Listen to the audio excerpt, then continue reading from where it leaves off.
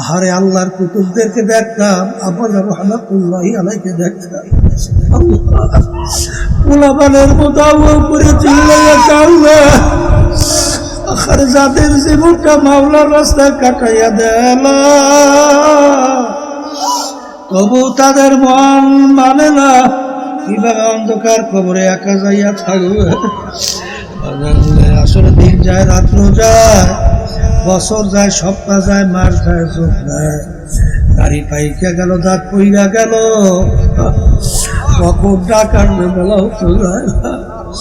কিন্তু বাজানদেরকে বলবো, আর দুনিয়া মাজরাতুল আখিরা, এই দুনিয়া থাকা অবস্থায় নিজামুল করো, আরে জাহান্নামের আগুন থেকে বাঁচো, এরপরে অন্ধকার কবরে হয়ে আসো।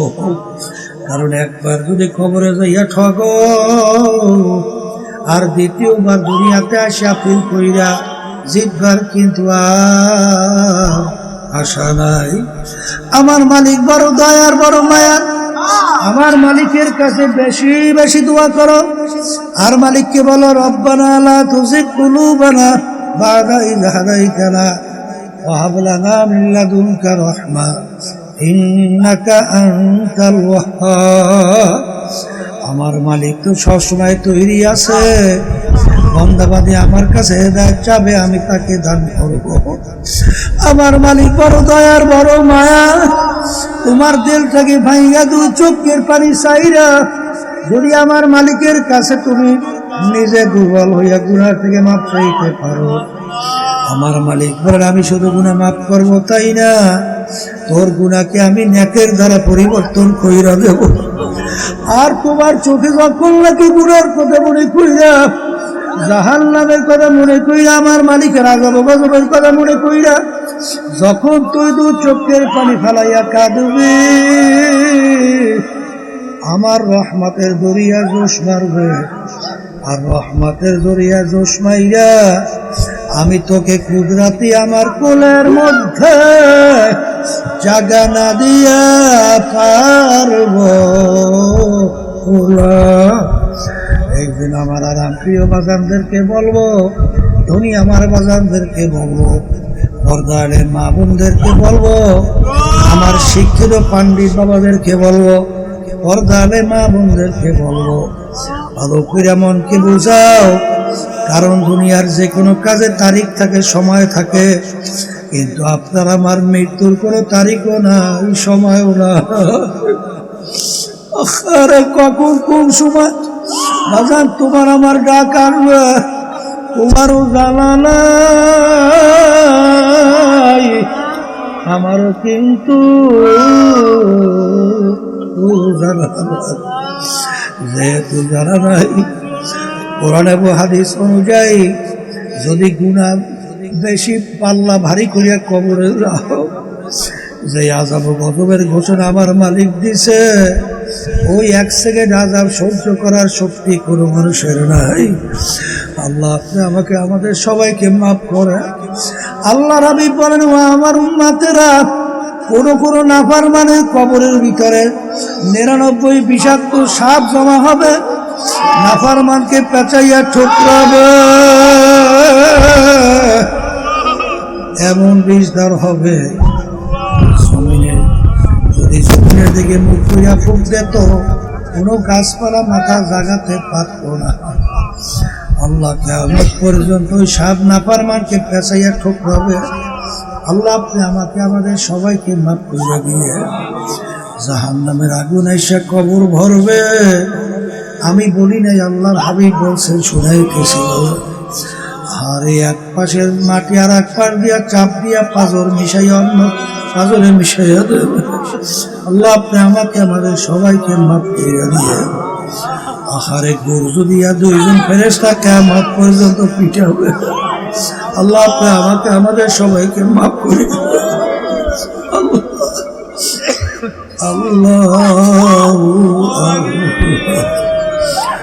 দাদাজান আব্বাজান চরমনের জমিনে ঘুমায় আছে। আব্বাজান বলতেন, তিনি মাহফিলে প্রথম থেকে শেষ পর্যন্ত থাইকা বাড়ি বিদায় হয়ে চলে গেলে আমল নামার মধ্যে কম পক্ষে হলেও 50 লক্ষ নেকি এরকম জমা হতেই পারে না। নিয়াত যাদের সহি, আল্লাহকে রাজি খুশির উদ্দেশ্যে যারা আসছে, রব্বুল আলামিন লক্ষ লক্ষ নেকি আমলনামায় দান করবে। এত নেকি পাওয়া যাবে জানার পরেও আশেপাশে রাস্তাঘাটে, দোকানে, বাজারে, ঘরে অনেক আমার ভাইরা দুনিয়ার বিভিন্ন গল্পের মধ্যে লিপ্ত, কেউ টেলিভিশন সাইরা ড্যান্স গানে লিপ্ত, বিভিন্ন হারাম কাজের ভিতরে লিপ্ত। সুযোগ ছিল, আসতে পারত না। আসার কারণ কি? আব্বাজান রহমাতুল্লাহি আলাইহি বলতেন বুঝের অভাব, আর এই বুঝের জন্যই মাহফিলের ব্যবস্থা।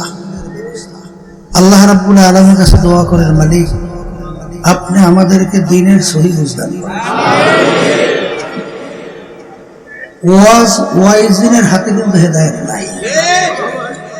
আল্লাহ রাসূল সাল্লাল্লাহু আলাইহি ওয়াসাল্লামের চেয়ে বড় ওয়াইজি আর দ্বিতীয় কেউ আসবে ছিল?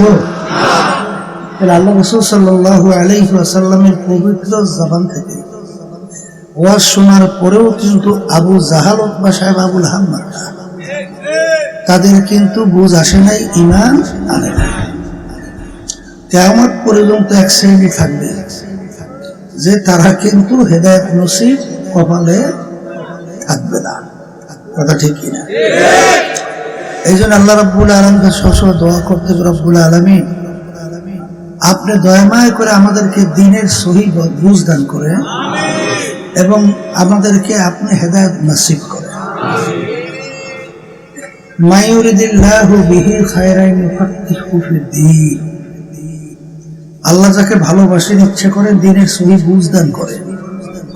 আল্লাহর ভালোবাসা পাওয়ার জন্য আল্লাহর হুকুম, আল্লাহর হাবিবের তরিকা অনুযায়ী তো চলতে হবে, তাহলে তো মুহাব্বত, ভালোবাসা পাওয়া যাবে। তারা ঠিক কিনা? অনেকে কিন্তু আল্লাহর হাবিবের মুহাব্বতের দাবি করিয়া মুহাব্বতে চুমা দেয়, বুক থাপড়ায়, আরো অনেক ধরনের মুহাব্বতে ক্রিয়া প্রকাশ করে, কিন্তু আসলে মুহাব্বতের পরিচয়টা কি? আল্লাহ রাসূল সাল্লাল্লাহু আলাইহি ওয়াসাল্লাম বলেন, মান আহাব্বা সুন্নতি ফাকাদ আহাব্বানি। যে আমার সুন্নাতকে মুহাব্বত করে। মুহাব্বত করার অর্থ কি? যে আমার সুন্নাতের অনুসরণ, অনুকরণ করে, কোয়াকে তারাই আমাকে মুহাব্বত করলো, পরিচয় পাবে। আর আমার সুন্নাতের মুহাব্বত, অনুকরণ, অনুসরণ অর্থই হলো আমার মুহাব্বত পাওয়া। আর আমার মুহাব্বত পাইলে কি হয়? কানা মাইয়া ফিল জান্নাহ। তারা একত্রে আমার সঙ্গে বেহেশতের ভিতরে ঢুকবে। এক শ্রেণীর বর্তমানে কিন্তু দেখা যায় তারা কিন্তু সুন্নাতের গুরুত্ব তো নাই, বরং মানুষকে অনুৎসাহিত করে। আমার আব্বাজান রহমাতুল্লাহি আলাইহি এটা কথা বলতেন যে যাদের ভিতরে সুন্নাত নাই, আব্বাজান বলতেন আমি চ্যালেঞ্জ করে বলছি ওদের ভিতরে ফরজও নাই। বাস্তবতা তাই দেখে গেছে, বাস্তবতা তাই দেখে গেছে। এই জন্য আব্বাজান বলতেন সুন্নাত হলো ফরজের বেড়ার মতো। কিসের বেড়া? ফরজের বেড়া। জমিনে ফসল লাগায়, চতুর্দিক দিয়ে বেড়া দেয় না কেন? দেয় ফসল যেন নষ্ট করতে না পারে। তাই ফরজকে হেফাজতের জন্য সুন্নাতের বেড়া লাগে, নাহলে ফরজ হেফাজত। এই 1960 পর্যন্ত লম্বা জামা গায়ে দেওয়া সুন্নাত, কথা ঠিক কিনা? টুপি মাথায় রাখা সুন্নাত, মেসওয়াক করা সুন্নাত, পাগড়ি বাঁধা সুন্নাত, কথা ঠিক কিনা? চুল সুন্নতি কায়দায় রাখা 3 প্রকারের, 1 প্রকার সুন্নাত, ঠিক কিনা? যাদের ভিতরে এই সুন্নতি আমলগুলো আছে, দেখবেন আল্লাহর ফজল করে নেই। নফস আম্মারা তো চায় গুনার ভিতরে লিপ্ত হইতে, হারামের ভিতরে লিপ্ত হইতে, কিন্তু আল্লাহর রহমতে ব্যারিকেড দিয়া বাধা দিয়ে আটকেই রাখে। যাদের সুন্নাত তরিকার উপরে দেখবেন আলহামদুলিল্লাহ 3.5 বডিরা সাজানো থাকে, তারা কিন্তু খুব সহজে ঘুষ খাইতে পারে না, খুব সহজে সুদ খাইতে পারে না। খুব সহজে দেখবেন বেপরদা মহিলাদেরকে নিয়ে মিটিং মিছিল করতে পারে না, এটা ঠিক না? তাহলে সুন্নতের মহব্বত থাকলেই আল্লাহর হাবিবের মহব্বত পাওয়া যায়, আর আল্লাহ রাসূল সাল্লাল্লাহু আলাইহি ওয়াসাল্লামের মহব্বত থাকলেই আল্লাহকে পাওয়া যায়, অর্থাৎ আল্লাহর মহব্বত পাওয়া যায়। এটা আমি বলি তো নাই, কোনো পীর মুফতি মুহাদ্দিস বলে নাই, আল্লাহ নিজে বলছেন, কুল ইন কুনতুম তুহিব্বুনাল্লাহ ফাত্তাবিউনি ইউহিব্বুকুমুল্লাহ।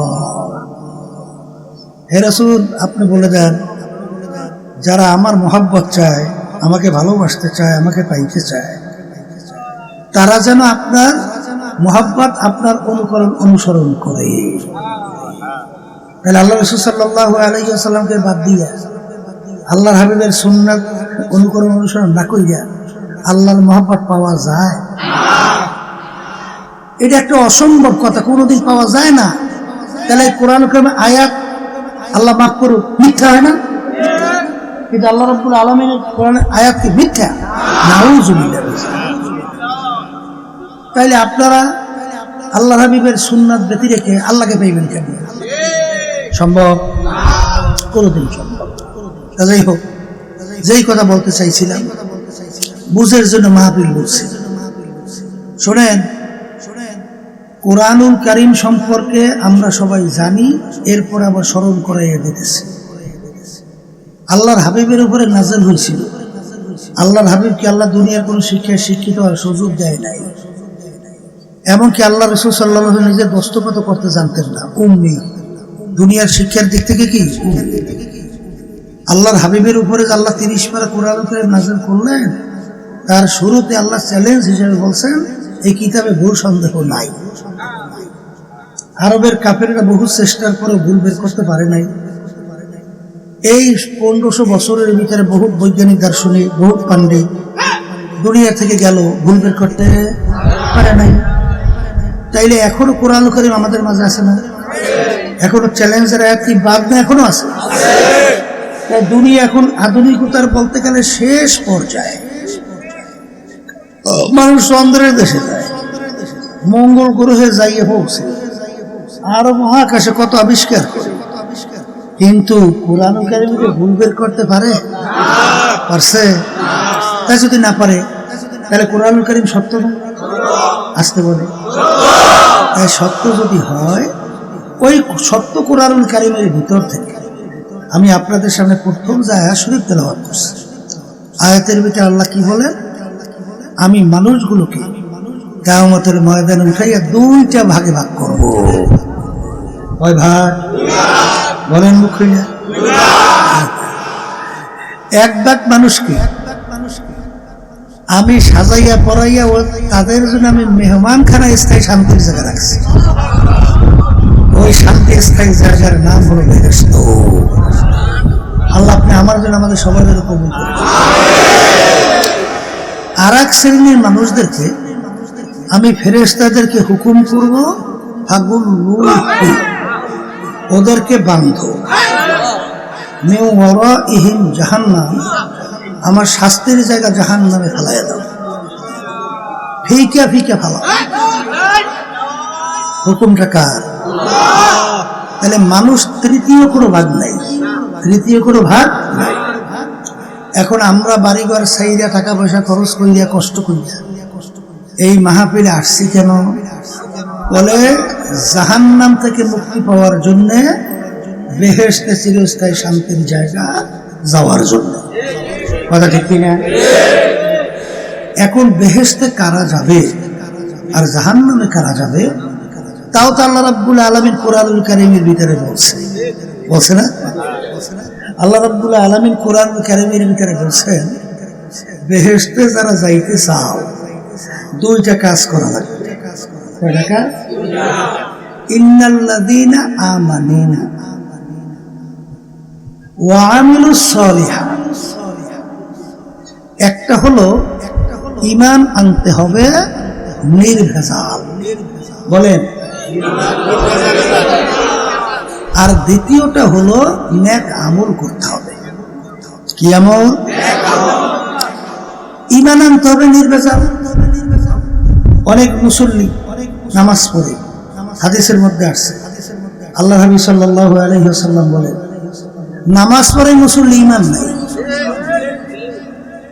আল্লাহ রাব্বুল আলামিন কোরআনুল কারীমের ভিতরে বলেন, মুসল্লি নামাজ পড়ে ওর জন্য জাহান্নাম, ফাওয়াইলুল লিল মুসাল্লিন, ওর জন্য জাহান্নাম।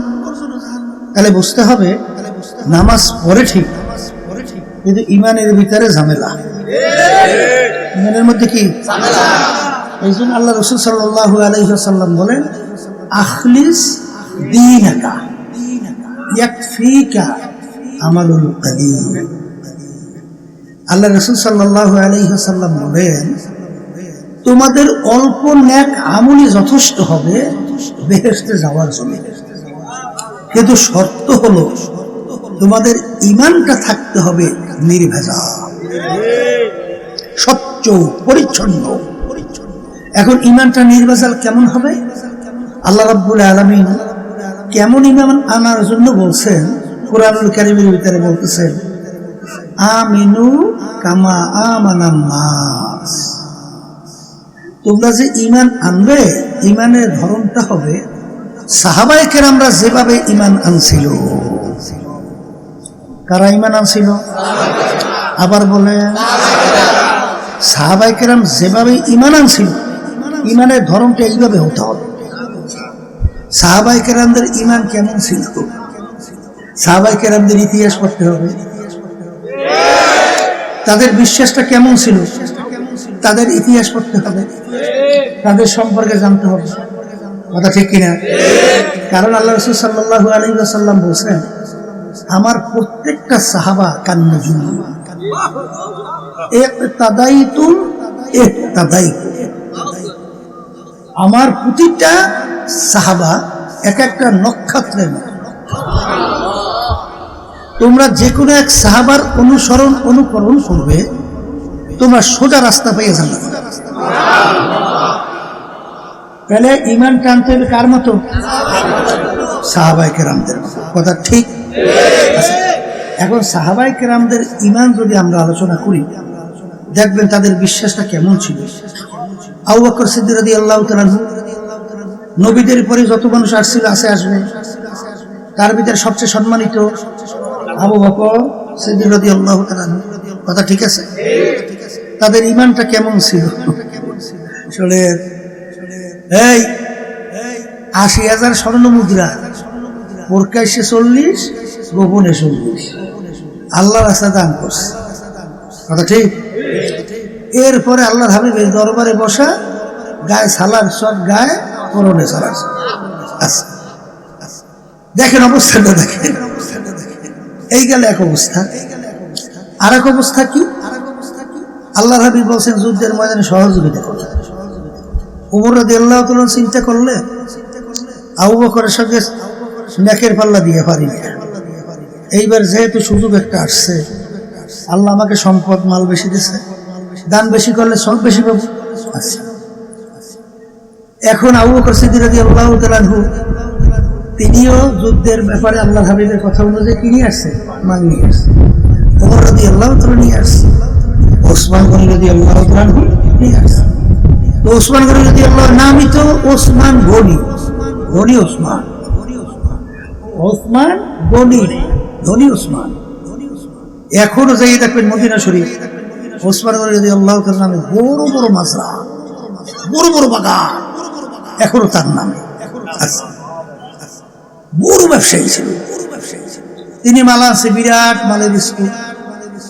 ওমর রাদিয়াল্লাহু তাআলা মালা আছে বিরাট মালের স্তূপ, কিন্তু আবু বকর সিদ্দিক রাদিয়াল্লাহু তাআলা রুমাল নিয়ে আসছে, ওকলাই বাইন্দা কর্নারে বসে আছে।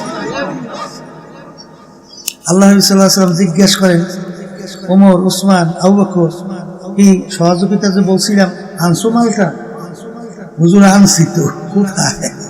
দেখায় ওই মাশাআল্লাহ, অনেক মাল। আবু বকর, তুমি? হুজুর আমিও আসছি, আমিও নিয়ে আসছি। কোথায়?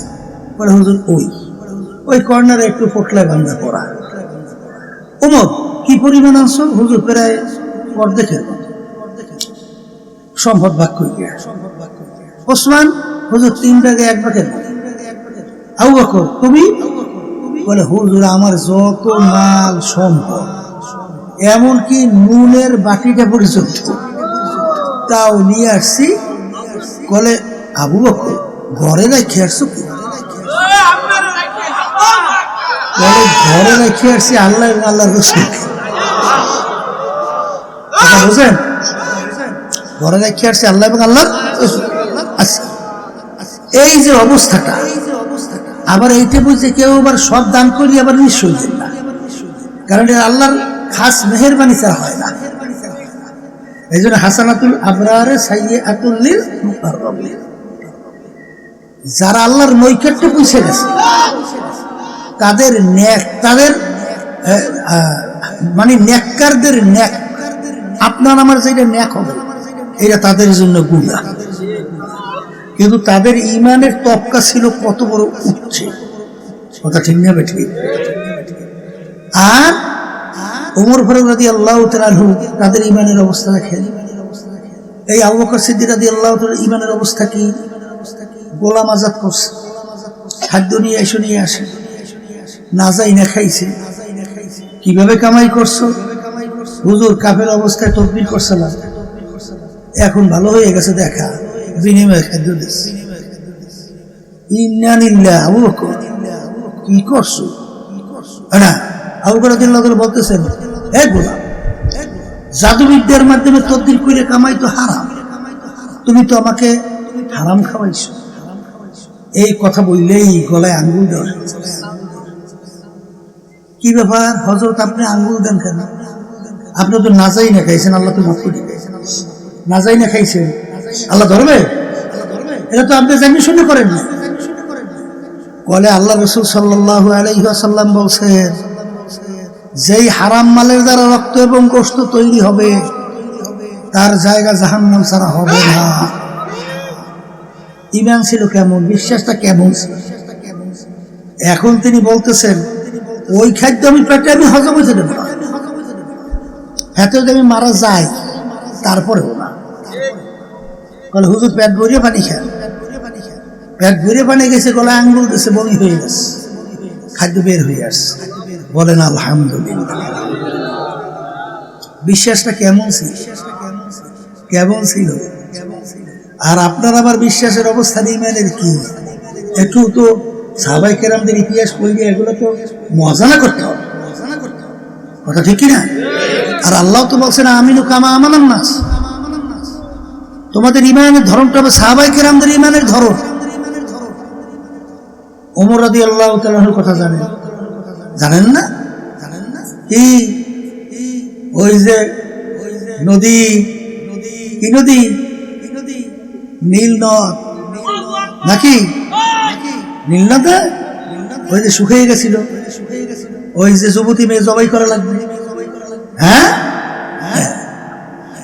যখন গভর্নর এসে সংবাদ দিয়েছে তখন বলছে যে যুবতী একটা মেয়েকে জবাই না করলে পানি আসে না, আর পানি না খেয়ে মানুষ মরবে।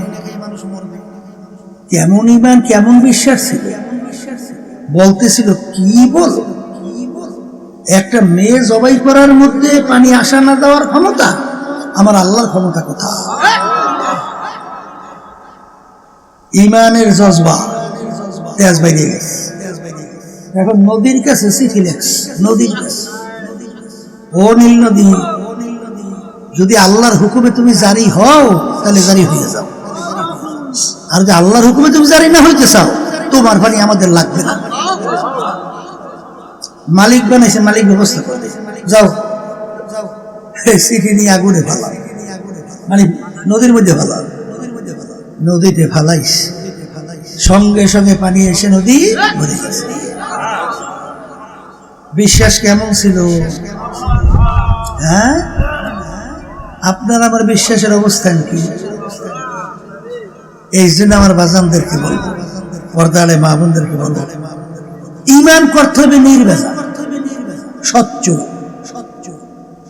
ঈমানের ভিতরে কোনো খাত থাকতে পারবে না, খাত খাত সবার খাত দেয় না। নির্ভেজাল ঈমান আনতে হবে। আর এই নির্ভেজাল ঈমান আনার জন্যই, তৈরি করার জন্য বেশি বেশি লা ইলাহা ইল্লাল্লাহ কালিমার জিকির করতে হবে। জিকির খেয়াল সহকারে করতে করতে একসময় আল্লাহর ফজলে করবে, দেখবেন তখন তার এই খেয়াল পয়দা হবে, লা মাশুকা ইল্লাল্লাহ, লা মাহবুবা ইল্লাল্লাহ, লা মাতলুবা ইল্লাল্লাহ, লা মাহবুবা ইল্লাল্লাহ, লা ইলাহা ইল্লাল্লাহ মুহাম্মাদুর রাসূলুল্লাহ সাল্লাল্লাহু আলাইহি ওয়াসাল্লাম। এই জন্য ঈমানকে নির্বাচন করা লাগবে স্বচ্ছ পরিচ্ছন্ন, খায়রিহি ওয়া শাররিহি মিনাল্লাহি তাআলা ওয়াল বা'সি বাদাল মাউত। ভালো মন্দের মালিক আমার আল্লাহ, রিজিক দেওয়ার মালিক আমার আল্লাহ, সম্মান দেওয়া নেওয়ার মালিক আমার আল্লাহ, বাঁচাই নামার রুইনা মালিক আমার আল্লাহ। কুল ইন্না সালাতি ওয়া নুসুকি ওয়া মাহইয়ায়া ওয়া মামাতি লিল্লাহি রাব্বিল আলামিন। আমার নামাজ, আমার রোজা, আমার ব্যবসা বাণিজ্য, আমার রাজনীতি, আমার পীর মুরিদি, আমার মুরিদ হওয়া, আমার চেয়ারম্যান মেম্বার এমপি মিনিস্টার গিরি করা, এক কথা আমার বাইচা থাকা মইরা যাওয়া একমাত্র আল্লাহর রাজি খুশির জন্য। কার রাজি খুশির জন্য? কার রাজি খুশির জন্য? এখন নিজে মিলাইয়া দেখেন আপনার সব কাজ আল্লাহর রাজি খুশির জন্য হয় কিনা, হয় কিনা দেখেন। যদি না হয় তাহলে ঈমানের ভিতরে ভেজাল।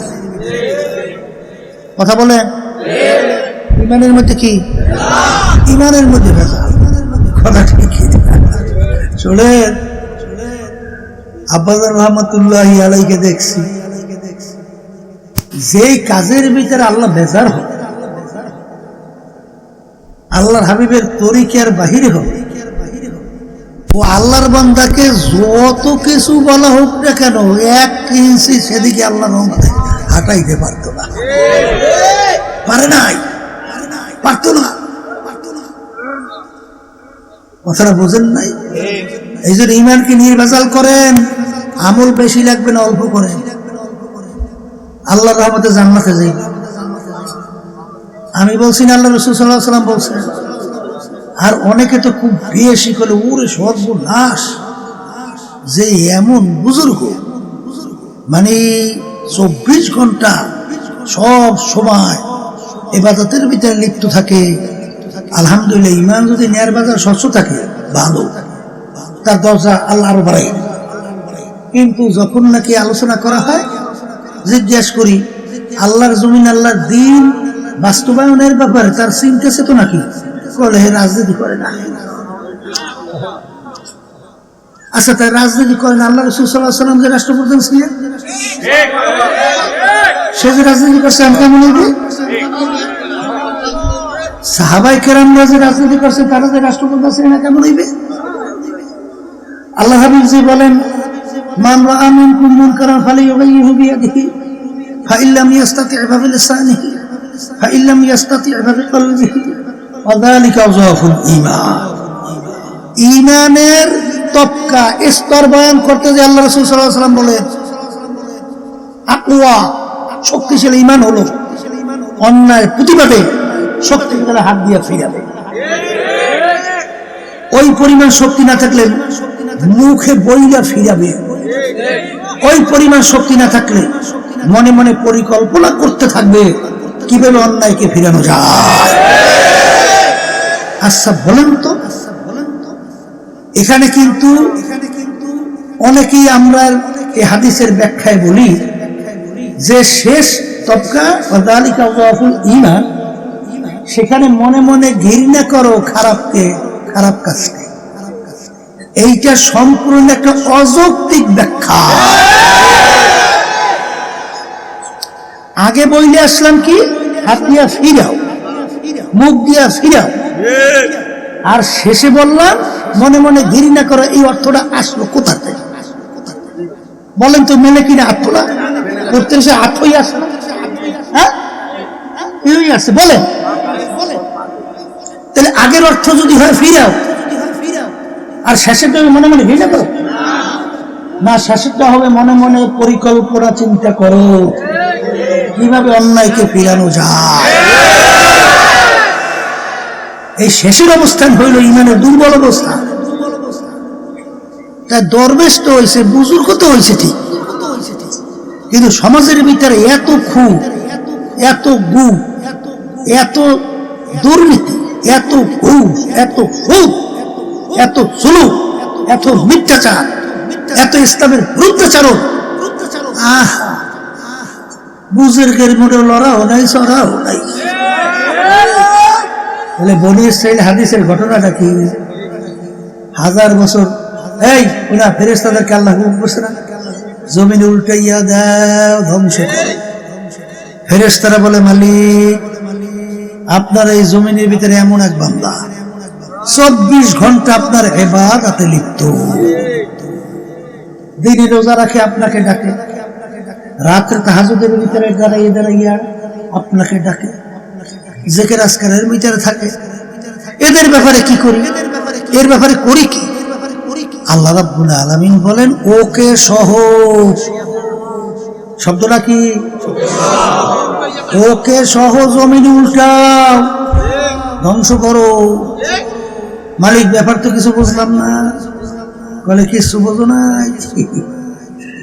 সমাজের ভিতরে এত অন্যায়, এত অবিচার, এত জুলুম, এত নির্যাতন, এত মিথ্যাচার, এত দুর্নীতি, এত চাঁদাবাজি, এত মানে কোরআনের বিরুদ্ধে আইন পাশ হওয়া, এই ব্যাপারে ওর একটু চিন্তাও নাই, চেষ্টাও নাই, মোরাও বেকা নাই। এই জন্য ওকে সহজমিনে উল্টাইয়া শেষ করো।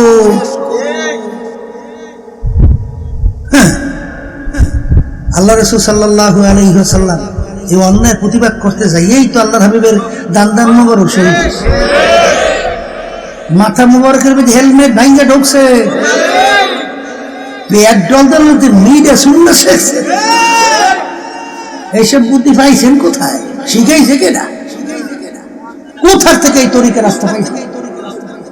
হ্যাঁ, এই জন্য তো আল্লাহর রসুল দোয়া করতেন, বুজুর্গে কি নেহি হামকো জরুরত, বুজুর্গে কি নেহি হামকো জরুরত, গোলাম আপনা বানালে আয় খুদায়া। হে আমার দয়ার মালিক, অত দরবেশে বুজুর্গি লাগবে না, দয়া মায়া করে আপনি আমাকে আপনার গোলাম হিসেবে কবুল করে না। এই জন্য ঈমানকে নির্ভেজাল করতে হবে। আল্লাহ রাব্বুল আলামিনের কাছে কোনো দরবেশের পরিচয় টরিচয় নাই, বুঝলেন? মা আতাকুমুর রাসূলু ফাখুযুহু ওয়া মা নাহাকুম আনহু ফান্তাহু। আল্লাহ রাব্বুল আলামিন বলছেন আমার হাবিব যা কিছু নিয়ে আমি তাকে পাঠাইছি, এই তোমাদের কাছে যা নিয়ে গেছে আকরাইয়া ধরো, যার থেকে নিষেধ করছি পুরাপুরি তার থেকে ফেরো। কথা ঠিক কিনা? এই জন্য আব্বাজান রহমাতুল্লাহি আলাইহি বলতেন, হে আল্লাহর বান্দার উলামায়ে কেরাম সম্মানিত, যদি আমার ভিতরে দ্বীনের কোনো একটা দিক কমতি থাকে তাহলে দয়া মায়া করে আপনারা সেটা আমাকে ধরাইয়া দেন।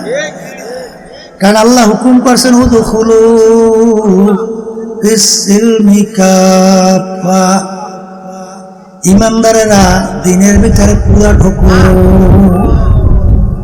আমার আব্বাজান বলতে এই রাজনীতি নিয়ে তো বর্তমানে যত ঝামেলা, কথা বলে না, আমরা বুঝি না যে কত কষ্টের পথ, কত কষ্টের পথ বুঝি না। হ্যাঁ, পীর মুরিদি মজার জিনিস বুঝি না। এই সবাই এসে হুজুরের কাছে দোয়া চাইবে, কত কায়দা, হুজুরের কি সম্মান। এমপি সাহেব, মিনিস্টার সাহেব, প্রেসিডেন্ট সাহেব আইসে হুজুরের কাছে মাথাটা নিচু করিয়া হুজুর একটু দোয়া করিয়া দেন। হুজুর তো মনে মনে খুশি, আরে আল্লাহ সব আমার কাছে দৌড়ি, আমার সম্মান নাই, হাদি এত উপর অভাব নাই। আর এই রাজনীতি পথে গেলে আরে আত্মীয় পরিজন তো শত্রু হয়ে গেছে, জেল ভয় আছে না নাই? এরপরে জান যাওয়ার ভয় তো আছে, এরপরে গালাগালি তো শুনতে শুনতে পারি আম্মু দেয়, গ্রামে কথা আছে কি বলে আম্মু দেশে বুঝলে, তা তো আসি। তারপরে কাটাযুক্ত পথ কেন করি? করি আল্লাহর হুকুম পালন করার জন্য, এছাড়া কিচ্ছু না। এছাড়া আল্লাহর রহমতে আপনাদের দোয়ায় পরিষ্কার ভাবে বলছি, এমপি মন্ত্রী অমুক টুমুক শহর কোনো শখ নাই, খেয়াল নাই, বরং মনে করি একটা বোঝা। ঠিক না? বর্তমানে পরিবেশ করেছে, এরপরে আবার টাকা পয়সা নিজের কামাই করে আবার খরচ করে, এরপরে আবার শত্রু শেষ নাই, ঝামেলার কোনো শেষ নাই, আছে না নাই? করি কেন? করি তো আল্লাহর হুকুম পালন করার জন্য। ওয়ামান লাম ইয়াহকুম বিমা আনজালাল্লাহ ফাউলাইকা হুমুল কাফিরুন ফাউলাইকা হুমুজ জালিমুন ফাউলাইকা হুমুল ফাসিকুন। যারা মানে নীতি আদর্শ অনুযায়ী রাষ্ট্র পরিচালনা করবে না, ওরা কাফের, ওটা জালেম, ওরা ফাসিক। ইনিল হুকমু ইল্লা লিল্লাহ, আমার মালিক বলেন জমিন আসমান মাখলুকাত মানুষ আমার, এই জমিনের ভিতরে সর্বত্র নিয়ম নীতি চলবে আমার। ইন্নাদ-দীনা ইনদাল্লাহিল ইসলাম, আমার মালিক বলেন নীতি আদর্শের মধ্যে একমাত্র আমার কাছে গ্রহণযোগ্য নীতি আদর্শ, তার নাম হলো ইসলাম। কথা ঠিক না? এর জন্য কিন্তু বাজান ভালো কইরা বুঝি, ভালো কইরা জানি, এরাই উদাহরণ দিয়ে বলি, আজকেও বলি।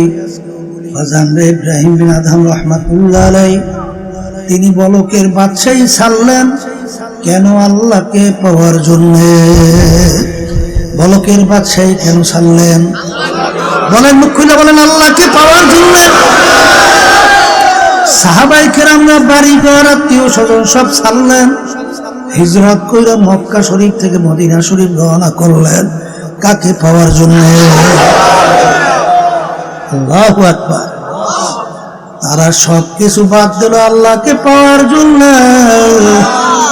কিন্তু আজকে বর্তমানে বাংলাদেশের ভিতরে এক শ্রেণীর ইসলামের নামের দল, তারা আল্লাহকে ছাড়লো ক্ষমতা পাওয়ার জন্য,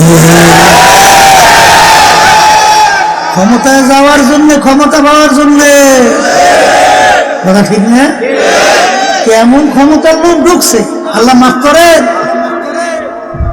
বেপর্দা মহিলাদেরকে সামনে সারিতে বসাইয়া এইবার মিটিং করতে হইবে, হ্যাঁ, এইবার মিটিং করতে হবে। তাহলে আল্লাহর হুকুম পর্দা ফরজটা কোথায় যায়? হ্যাঁ, এরপরে বেপর্দা মহিলাদেরকে নিয়ে সারি বেঁধে মিছিল করতে হবে, এই বেপর্দা মহিলাদেরকে নিয়ে। তাহলে আল্লাহর হুকুম পর্দা ফরজটা যায় কোথায়? নাম তো দেশে হুজুর, নাম তো দেশে অনেক জবরদস্ত বড় বড় আলেম, নাম তো দেশে অনেক ইসলামের নামে দল, দেশে তো অনেক কিছু। তাহলে আপনারা ফতুয়া দিয়ে দেন আল্লাহর হুকুম পর্দা ফরজ বলতে কিছু নাই, দেন ফতুয়া দিয়ে দেন, আমাদের কোনো সমস্যা নাই। পারবে? তাই না পারবে না? তাই না পারলে শোনেন, আল্লাহ আপনি হেফাজতে রাখেন আমাদের সবাইকে। এই যে 2026-এর জাতীয় নির্বাচন, আপনারা জানেন 5ই আগস্টের পরে যে দেশ গড়ার একটা সুযোগ আসছে, ইসলামকে ক্ষমতায় নেওয়ার একটা সুযোগ আসছে, মানবতা কল্যাণ মুক্তি পাওয়ার একটা সুযোগ আসছে। এই সুযোগটা কাজে লাগাবার জন্য আমরা তো চেষ্টা করছিলাম,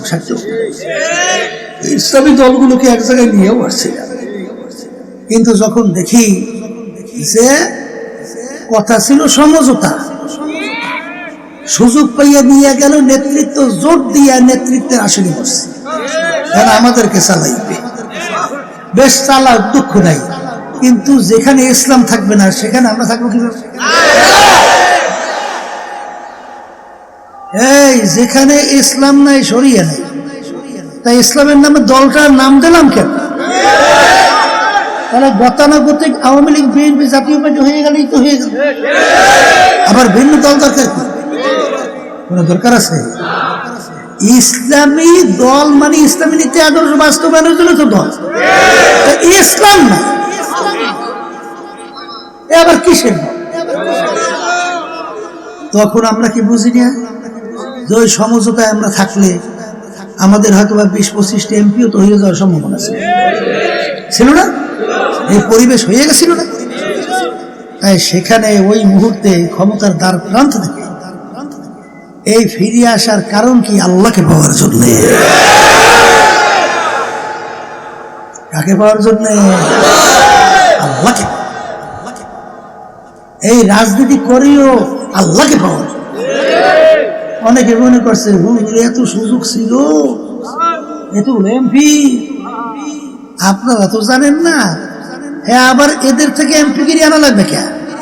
আওয়ামী লীগ আনারা আমাদেরকে অনেকগুলো এমপি দেওয়ার জন্য প্রস্তাব দেয় না, বিএনপি দেয় না, এইবার জাতীয় নির্বাচনও দেয় না। তাইলে যদি ইসলাম বাদ দিয়ে এমপি গিরির জন্য রাজনীতি করতে হয়, তাহলে তোমাদের কাছে যাওয়া লাগবে। আরে সব এক জায়গায় করছিলাম তো ইসলামের জন্য। এই জন্য আমার বাজানদেরকে বলবো, পর্দা আলে মা বোনদেরকে বলবো, শোনেন, খুব হুশ করিয়া তারপর পা বাড়াইতে হবে। গালাগালি তো কোনো শেষ নাই, কত গাই, কত হাবিজুরি কথাবার্তা। এই টাকা খাইয়া অমুক করে, সমুক করে, তমুক কয় না, আবার অমুক এই লিপসে অমুকের বিভিন্ন ধরনের কথাবার্তা বলে না, এগুলো তো শুনতে হয়। তারপরেও কেন করি? আল্লাহকে পাওয়ার জন্য। এটা ঠিক কিনা? আখলিস দীনাকা ইয়াকফিকা আমালুল কলিল। ঈমানকে নির্ভেজাল মজবুত করো, স্বচ্ছ করো, অল্প নেক আমল করবে, নাজাত পেয়ে জান্নাতে যাইতে পারবে। এই আল্লাহর বান্দারা, পর্দালের মা বোনেরা, ঈমান কাকে বলে ভালো কইরা বুঝা শুইনা ঈমানের উপরে চর্চা করেন। আমিনু কামা আমানান নাস, আমিনু কামা আমানান নাস। ঈমান আনো সাহাবায়ে কেরামরা যেভাবে ঈমান আনছিল, সাহাবায়ে কেরামদের ঈমানের ধরনটা কেমন ছিল? তামাম দুনিয়া সব কিছু তাদের পায়ের উপরে ফেলালো, আল্লাহর ফজল ও করমে তাদের ঈমান কিঞ্চিত নড়ে না। কথা ঠিক না বেঠে? ঈমান আনতে হইবে এরকম নির্ভেজাল। আর আপনি যদি নিয়াত কইরা চেষ্টা কইরা সামনে পথ চলেন, ঈমান মজবুত কইরা নির্ভেজাল করার দায়িত্ব আমার মালিক নিয়ে নেবে। কথা ঠিক কিনা? এই জন্য তো আল্লাহর ওলিরা দোয়া করতেন, মালিক কারিমা বেবাকশায় বারহালে মা কি হাসতা মাসিরে কামান্দে হাওয়া। আমার দয়ার মালিক একটু দয়া মায়া করে আমার দিকে একটু রহমতের নজরে তাকান। মালিক আমি তো নফসে আম্মারার জিনজিরের ভিতরে আবদ্ধ হয়ে গেলাম, মালিক দয়া মায়া করে এই জিনজির থেকে যদি আপনি আমাকে পরিত্রাণ না দেন, আমার কোনো উপায় নাই।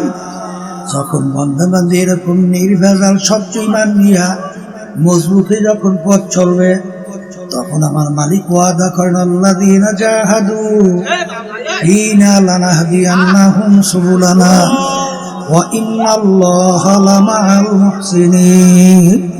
হে বান্দা-বান্দী, তোমাদের কোনো চিন্তা নাই, তোমরা ইখলাস নিয়ে নির্ভেজাল ঈমান নিয়ে সামনে পথ চলো। যত বাধা, যত মুসিবত, যত বিপদ আসুক না কেন, আমি তোমাদের কাছে বলছি, তোমাদের রাস্তায় চলার জন্য বহুত রাস্তা আমি খুইলা দেব। আল্লাহ রাব্বুল আলামিন কিভাবে রাস্তা খোলে তা বাজান বহুতাংশে বহুতভাবে বহুত পরীক্ষায় দেখছি। আব্বাজান রহমাতুল্লাহ আলাইহি সময় দেখছিলাম বাজান আমরা পর্যন্ত বেচাইন হয়ে গেছি। আল্লাহর কুতুব কি সিদ্ধান্ত নিল, সব যায় একদিকে, আল্লাহর কুতুব যায় অন্যদিকে। কি অবস্থা হবে না আল্লাহর কুতুব ইন্তেকাল হওয়ার পরে না মানুষ কবরে আবার না নাউজুবিল্লাহ গালাগালি করবে, এরকম ভাবে ভয় আমাদের ভিতরে আসছিল।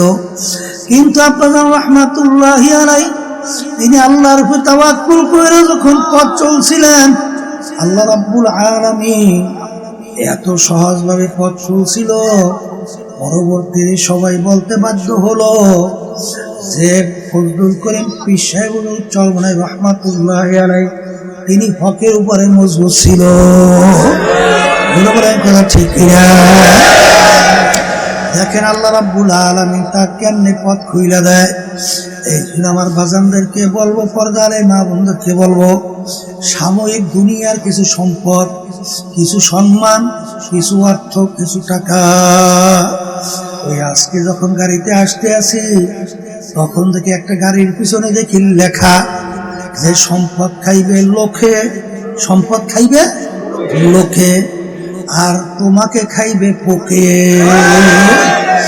এই আল্লাহর বান্দারা, পর্দার মা বোনেরা, যারা নাকি হারাম হালাল তমিজ পার্থক্য না কইরা সম্পদের বিষয়ের দিকে এত যাদের লোক ঝুঁকছে, আর এই সম্পদ কার জন্য রাইখা যাও, এই সম্পদ তো তুমি নিয়ে কবরে জাম দিতে পারবা না। এই সম্পদ তো যার যার স্তরে থাকবে। আমার আব্বাজান রহমাতুল্লাহ আলাইহি বলতে, সন্তান যদি দিনদার আল্লাহওয়ালা না হয় তাইলে এরা কিন্তু ডাকাতের দল। আব্বাজান বলতেন, ডাকাত যেরকম তোমার মাল ছিনতাই করে এরকম ভাবে ওরা তোমার মাল ছিনতাই করবে, তোমার সম্পদ নিয়ে ওরা কারাকারি মারামারি করবে। বাংলাদেশের ঘটনা, বড় ধনী ছিল বাজান, ব্যাংকার বড় ধনী, মারা যাওয়ার পরে ওকে নিয়ে গাড়ি গ্যারেজের ভিতরে লাশ ফলাইয়া রাখছে। ওদিকে দুই ছেলে, বাপের গোসল কাপন জানাজার কোনো খবর না কইরা, দাফন কাপড়ের খবর না কইরা ওরা দুই ভাই মারামারি করে। বাপের সম্পদ মনে হয় কার চেয়ে বেশি নেবে। ওদিকে বাপের শরীর আর অর্থাৎ লাশ ফুইলা ওঠার উপক্রম, এলাকার লোকজন সাদা দইরা তারপর তাকে দাফন কাপড়ের ব্যবস্থা করলো। কার জন্য সম্পদ নিয়ে যাও, কার জন্য সম্পদ রাইখা যাও, চিন্তা ভাবনা করে তারপর খবরে রওনা করো। কারণ বাজান রে, দুনিয়া কিন্তু ক্ষণস্থায়ী, স্থায়ী কারোর জন্য না। ইতিহাস বললে দেখো, হারে শুনতেছিলাম এক আল্লাহর বান্দা বড় ধনী মানুষ, 5 না 6 তলা নতুন সুন্দর বিল্ডিং তৈরি করার পরে লোকজন নিয়ে সিঁড়ি দিয়ে উঠতেছে দোয়ার জন্য, ওই সিঁড়ির ভিতরে ঘুরলাইয়া পড়ে গেছে। এরপরে দেখে আল্লাহর বান্দার দুনিয়াতে না, এত সুন্দর বিল্ডিং তৈরি করলা কিন্তু তার বিল্ডিং এ তিনি থাকার মতো সুযোগ পায় নাই। এখন যারা নাকি দুনিয়ার মোহে আজকে হারামকে হালাল না হারাম মনে না কইরা, বাজান হালালকে হালাল মনে না কইরা সম্পদের লিপসায় এগুলা গুছাইয়া কার জন্য রাইখা যাও।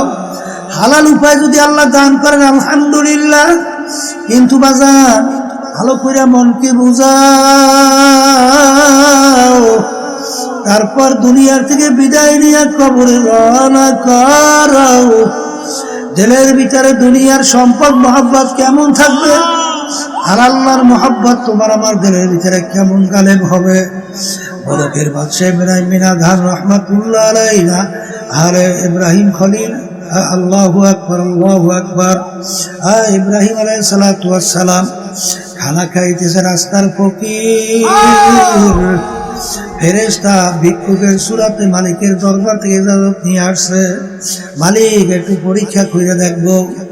বাড়ির দরজায় এসে যখন ডাক দেয় আল্লাহু কারীম, আমার মালিক বড় দয়ালু, বলার সঙ্গে সঙ্গে ইব্রাহিম আলাইহিস সালাতু ওয়াস সালাম খানা খাইতেছিল, যখন আমার মাহবুব, আমার মাহসুদ, আমার মাওলার নাম যখন তার কানের ভিতরে ঢুকলো, বাজান তিনি খানা পাশে রাইখা পাগলের মতো উঠে দৌড় মারল। দৌড় বাইরে যাইয়া দেখে গেটের পাশে এক রাস্তার ফকির ভিক্ষুক দাঁড়াই আছে। ভাই তুমি একটু আমার মাসুম মাহবুবের নাম আবার একটু শোনাও, হুজুর বিনিময় কি দিবে? আমার হাজার হাজার বকরি সব তোমাকে আমি দান করলাম। আবার যখন আল্লাহর বান্দা বলে আল্লাহু কারীম, যত শুনে তত মজা বাড়ে। তাহলে কি আবার বলো, শোনাও কি দেবেন? বলে আমার যত উপ সব দিয়া দিলাম। এরকম আবার শোনাও। আবার বলে আল্লাহু কারীম, আমার মালিক বড় দয়ালু, আমার মালিক বড় মায়া। আজান যত শুনে অত ভালো লাগে। এক পর্যায়ে বলতেছে আবার শোনাও, হুজুর এর বিনিময় কি দেবেন? বলে আমার যত সম্পদ সব তো তোমাকে দিয়া ফেললাম, এখন আমি কি দেব? এখন আমি একমাত্র আছি, আর কিছু আমার নাই। তবে আমি তোমার সঙ্গে ওয়াদা করতেছি, যতদিন আমি থাকবো ততদিন আমি তোমার গোলামি করতে থাকবো। বাজারে এই ছিল তাদের দুনিয়ার মোহাব্বত। এই জন্য আমার বাজানদেরকে বড় পীর আব্দুল কাদের জিলানী রাহমাতুল্লাহ আলাইহি ছাত্রদেরকে হাদিস পড়াইতেছেন। হঠাৎ একজন এসে বলতেছে, হযরত আপনার জাহাজ মাল সব সমুদ্রে ডুবে গেছে। তিনি বলেন ইন্না লিল্লাহি ওয়া ইন্না ইলাইহি রাজিউন। এই কথা বইয়া যখন মাথা নিচের দিকে নামাইয়া একটু চুপ কইরা থাইকা আবার মাথা উঠেই বলে বাবা পড়ো। ছাত্ররা বলে হযরত কিছু তো বুঝলাম না। আপনি যখন শুনলেন জাহাজ মাল সহ ডুবছে তখন বলেন ইন্না লিল্লাহি ওয়া ইন্না ইলাইহি রাজিউন। এরপরে মাথা নিচু করে একটু চুপ থেকে আবার উঠে বলেন বাবা পড়ো, ব্যাপার তো কিছু বুঝলাম না। তখন বলে বাজান আমি যখন শুনলাম তখন সুন্নাত হিসাবে আমি বলছি ইন্না লিল্লাহি ওয়া ইন্না ইলাইহি রাজিউন। এরপরে আমি চক্ষু বন্ধ করে আমার দিলের দিকে তাকাইয়া আছি, এই সম্পদ যে জাহাজ মাল সহ ডুবে গেল, এতে আমার ভিতরে কোনো দিলের ভিতরে প্রেশানি অস্থিরতা আসছে কিনা? না, আলহামদুলিল্লাহ আমার দিলের ভিতরে কোনো পেরেশানি আসে না। এ আল্লাহর বান্দারা, পর্দার মা বোনেরা, দুনিয়ার মালের মোহাব্বত আল্লাহ ওয়ালাদের কাছে কেমন ছিল? উসমান গনি রাদিয়াল্লাহু তাআলা আনহু এত বড় ধনী, মাল বোঝাই উটের বহর আসছে, হারে মালের মূল্য বড় ছিল, 1 টাকায় প্রায় 4 টাকা মূল্য। আরে একজনের বাজান এমন দাম উঠা গেল, তখন বলতেছে আমার চেয়ারছে বড় একটা সুসংবাদ আছে। কি? বলে 1 টাকায় 10 টাকা। এই কথা বললে সমস্ত মালের বহর আল্লাহ রাস্তায় দান কইরা দিল। বাজান এইভাবে তাদের দিলের অবস্থান ছিল। আমার আব্বাজান রহমাতুল্লাহ আলাইহি বলতেন, বাজান ধনী হইয়াও কিন্তু আল্লাহর ওলি হইতে পারে, আবার রাস্তার ফকির হইয়াও কিন্তু দুনিয়াদার হইতে পারে।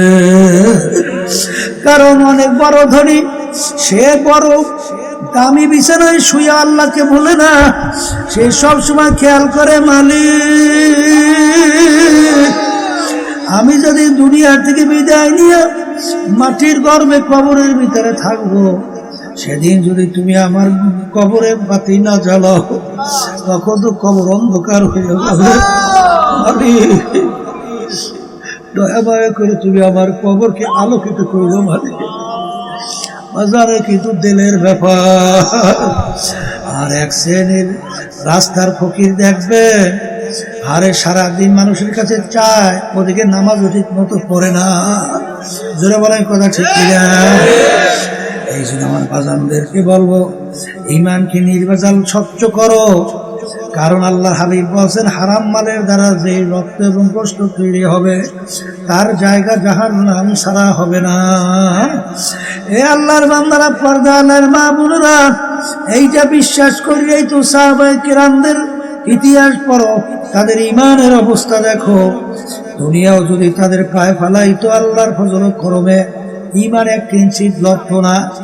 এই ক্ষেত্রে যে আমার আব্বাজান বলতেন, কারো ইমানের মূল্য 10, কারো 100, কারো 1000, কারো লক্ষ, কারো কোটি।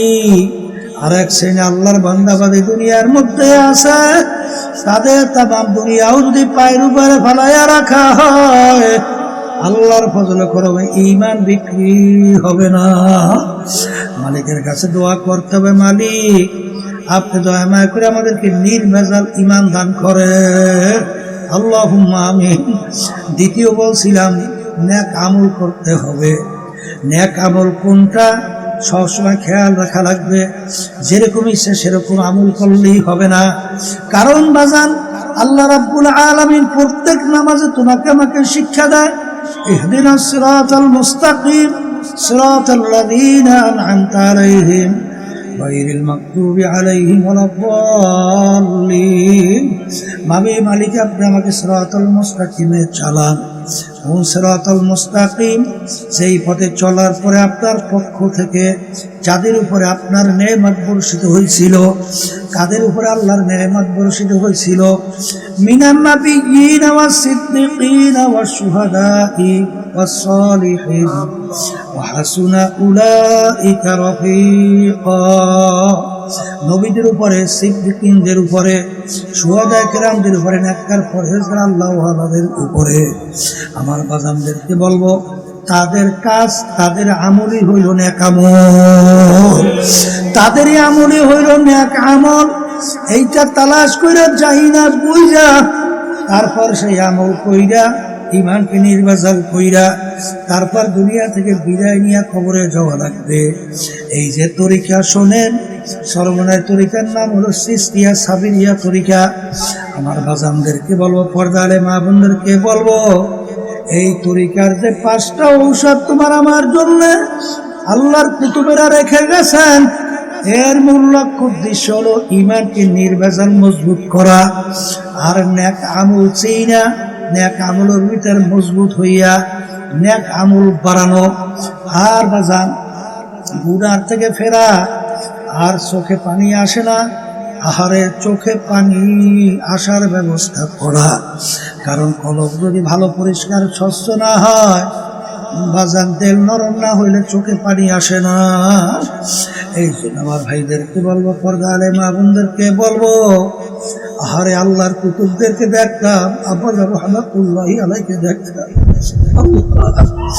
উলামাদের মোতাবেক করে চিল্লাইয়া কান্না, আরে যাদের জীবনটা মাওলার রাস্তায় কাটাইয়া দিল, তবু তাদের মন মানে না, কিভাবে অন্ধকার কবরে একা যাইয়া থাকবে। আসলে দিন যায়, রাত্র যায়, বছর যায়, সপ্তাহ যায়, মাস যায়, যুগ যায়, গাড়ি পাইকা গেল, দাঁত পইরা গেল, কখন ডাকার বেলাও তো যায় না। কিন্তু বাজানদেরকে বলবো, আর দুনিয়া মাজরাতুল আখিরা, এই দুনিয়া থাকা অবস্থায় নিজামুল করো, আরে জাহান্নামের আগুন থেকে বাঁচো, এরপরে অন্ধকার কবরে যাইয়া শো। কারণ একবার যদি কবরে যাইয়া ঠগো, আর দ্বিতীয়বার দুনিয়াতে আসিয়া ফিল কইরা জিতবার কিন্তু আর আশা নাই। আমার মালিক বড় দয়ার, বড় মায়ার। আমার মালিকের কাছে বেশি বেশি দোয়া করো, আর মালিককে বলো, রব্বানা লা তুযিগ কুলুবানা বা'দা ইয হাদাইতানা ওয়া হাব লানা মিন লাদুনকা রাহমা ইন্নাকা আনতাল ওয়াহ্হাব। আমার মালিক তো সবসময় তৈরি আছে, বান্দাবাদী আমার কাছে হেদায়েত চাবে, আমি তাকে দান করব। আমার মালিক বড় দয়ার, বড় মায়া। তোমার দিলটাকে ভাইয়া 2 চোখের পানি চাইরা যদি আমার মালিকের কাছে তুমি নিজে দুর্বল হইয়া গুনাহ থেকে মাপ চাইতে পারো, আমার মালিক বলেন, আমি শুধু গুনাহ মাফ করবো তাই না, তোর গুনাহকে আমি নেকের দ্বারা পরিবর্তন কইরা দেব। আর তোমার চোখে যখন নাকি গুনার কথা মনে কইরা, জাহান্নামের কথা মনে কইরা, আমার মালিকের আযাব গজবের কথা মনে কইরা যখন তুই 2 চোখের পানি ফেলাইয়া কাঁদবি, আমার রহমতের দরিয়া জোশ মারবে, আর রহমতের জরিয়া জোশ মাইরা আমি তোকে কুদরাতি আমার কোলের মধ্যে জাগা না দিয়া পারব একদিন আমার আরাম প্রিয় বাজানদেরকে বলবো, ধনী আমার বাজানদেরকে বলবো, পর্দারের মা বোনদেরকে বলবো, আমার শিক্ষিত পাণ্ডিত বাবাদেরকে বলবো, পর্দারে মা বোনদেরকে বলবো, ভালো করে মনকে বুঝাও। কারণ দুনিয়ার যে কোনো কাজে তারিখ থাকে, সময় থাকে, কিন্তু আপনার আমার মৃত্যুর কোনো তারিখও নাই, সময়ও না। আরে কখন কোন সময় বাজান তোমার আমার ডাক আসবে, তোমারও জানা নাই, আমারও কিন্তু জানা নাই। যেহেতু জানা নাই, কোরআন এবং হাদিস অনুযায়ী যদি গুনাহ বেশি পাল্লা ভারী করিয়া কবরে রাখো, যে আযাব গজবের ঘোষণা আমার মালিক দিছে, ওই এক সেকেন্ড আযাব সহ্য করার শক্তি কোনো মানুষের নাই। আল্লাহ আপনি আমাকে আমাদের সবাইকে মাফ করে। আল্লাহর হাবিব বলেন, ও আমার উম্মতেরা, কোনো নাফরমানে কবরের ভিতরে 99 বিষাক্ত সাপ জমা হবে, নাফরমানকে পেঁচাইয়া ঠোকরাবে, এমন বিষধার হবে যদি জমিনের দিকে মুখ করিয়া ফুক দিত, কোনো গাছপালা মাথা জাগাতে পারত না। আল্লাহ কিয়ামত পর্যন্ত ওই সাপ নাফরমানকে পেঁচাইয়া ঠোকরাবে। আল্লাহ আপনি আমাকে আমাদের সবাইকে মাফ করে দিয়ে জাহান্নামের আগুন এসে কবর ভরবে। আমি বলি নাই, আল্লাহর হাবিব বলছেন, শুনাইতেছিল। আর এই এক পাশের মাটি আর এক পাশ দিয়া চাপ দিয়া পাঁজর মিশাইয়া অন্য পাঁজরে মিশাইয়া দেবে। আল্লাহ আপনি আমাকে আমাদের সবাইকে মাফ করে দিয়ে আহারে গর্জ দিয়া 2 জন ফেরেশতা কিয়ামত পর্যন্ত পিটাবে। আল্লাহ আপনি আমাকে আমাদের সবাইকে মাফ করে দিবেন। আল্লাহ আর যদি আল্লাহর হুকুম অনুযায়ী, আল্লাহর হাবিবের তরিকা অনুযায়ী চইলা যদি কবরে যাইতে পারেন, আল্লাহর হাবিব বলে ওই কবর একটা বেহেশতের বাগান হইয়া যাবে। আল্লাহ আপনি আমার জন্য আমাদের সবার জন্য কবুল করে নিয়েন। আল্লাহ রাব্বুল আলামিন বলেন, ফেরেশতারা আমার বান্দা বান্দিকে আমি যেভাবে বলছি ওইভাবে ওরা কষ্ট করে চলে আমার কবরে আসে, ওদেরকে বেহেশতের পোশাক পরাইয়া দাও, ওদের কবরের ভিতরে বেহেশতের বিছানা বিছাইয়া দাও। আল্লাহ আপনি আমার জন্য আমাদের সবার জন্য কবুল করে নিয়েন। আল্লাহু আল্লাহ। আরে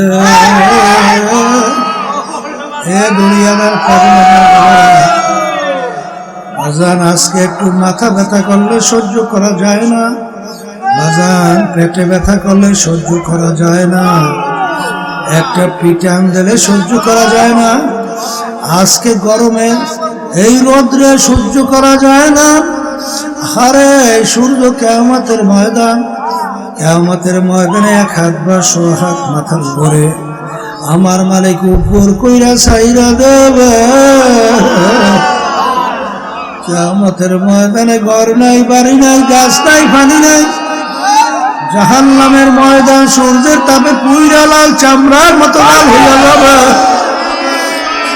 নাফরমানদের তালুটা টাস টাস করে ফাইটা মগজগুলা ভাতের মতো উঠতে পাইয়ে বইয়া পড়তে থাকবে। না ইয়ামুতু ফিহা ওয়ালা ইয়াহিয়া, মানুষ মরবেও না, বাঁচবেও না, মরণ তালাশ করে আর কোনোদিন পাওয়া যাবে না।